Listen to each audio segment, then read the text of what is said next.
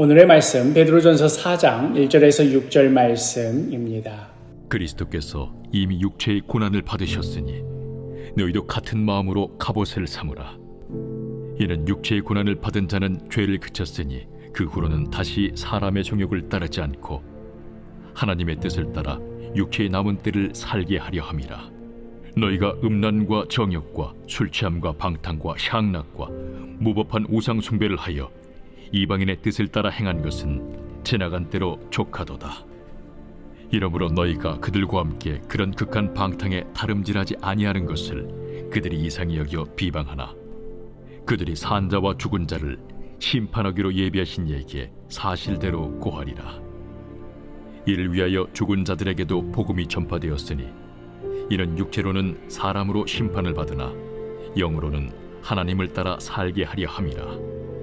예수 믿는다 하는 것으로 삶 가운데 어려움이 찾아올 때 또 그렇다고 해서 모든 관계를 끊고 세상에서 떠날 수도 없이 여전히 그 어려운 그 삶의 자리에서 믿음으로 살아가야 할 때 그 흔들리는 마음을 헤아리며 믿음 안에서 격려하는 편지가 바로 우리가 지금 묵상하고 있는 이 베드로전서입니다. 언제까지 이 고난을 견뎌야 하는 걸까? 다른 길은 없을까? 오늘 하루 이렇게 버틴다고 이게 과연 무슨 의미가 있을까? 하루에도 수십 번 마음이 흔들리지 않았겠습니까?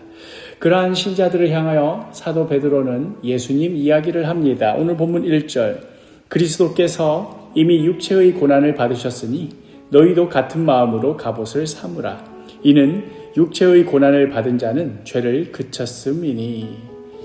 세상으로부터 손가락질을 받고 이해받지도 못하고 가장 가까운 이로부터 또 가장 친근한 관계 속에서도 신앙 때문에 오히려 고통받고 상처받아야만 했던 그리스도인에게 베드로는 이 모든 것들을 이겨낼 갑옷을 말하고 있는 것입니다. 이 갑옷은 단지 예수님도 나처럼 고난받으셨구나 하는 그 사실을 기억하는 데 그치지 않습니다.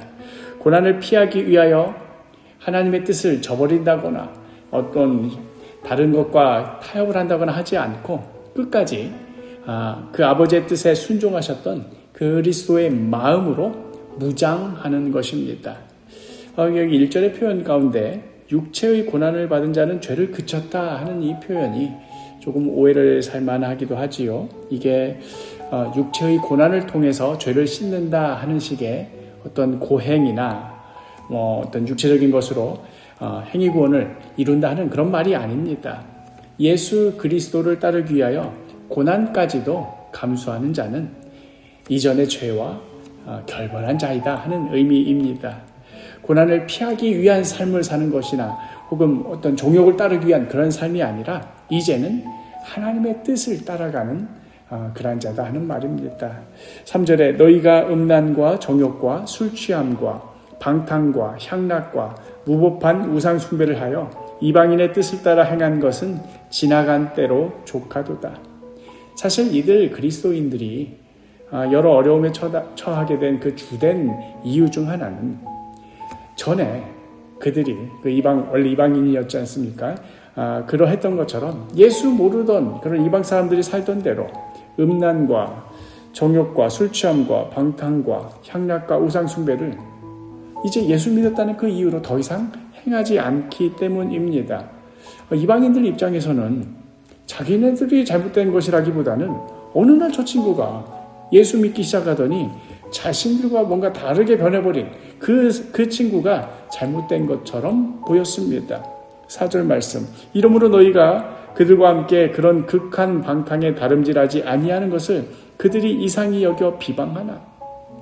그리스도인들 입장에서는 때로는 흔들릴 수 있었을 겁니다.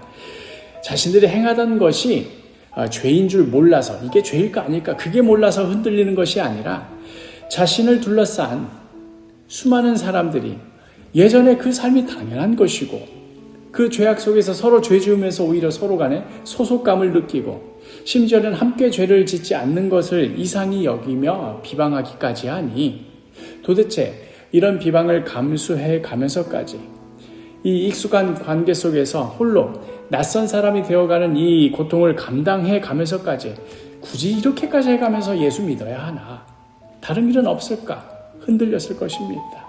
이러한 신자들을 향해 베드로는 이렇게 말하지요. 5절에 그들이 산자와 죽은 자를 심판하기로 예비하신 이에게 사실대로 고하리라. 여기서 말하는 그들은 바로 그 신자를 둘러싼 다른 이방인들을 말하는 것이죠. 그토록 신자들을 비방하던 자들도 마침내 하나님의 심판대 앞에서 자신들의 말과 행동에 대하여 낱낱이 해명하고 그 책임을 지게 될 것이라는 말입니다. 그러니 신자로서는 더더욱 예수 믿는 자답게 살아야 한다 하는 말씀이겠지요. 그렇다면 복음을 믿고 선을 행하며 살아가다가 먼저 죽음을 맞이한 성도들도 있었을 터인데 그들은 과연 어떻게 되는 것인가? 세상 사람들이 보기에는 아니 예수 믿는다고 해서 뭐가 좀 달라지나 싶기도 했을 텐데 아니 결국 저렇게 그냥 죽을 결말이라면 도대체 뭐하러 예수를 믿는가 하고 묻지 않았겠습니까? 사실 그 같은 질문을 신자들도 스스로에게 던져보지 않았겠습니까? 6절에 이를 위하여 죽은 자들에게도 복음이 전파되었으니 이는 육체로는 사람으로 심판을 받으나 영으로는 하나님을 따라 살게 하려 함이라.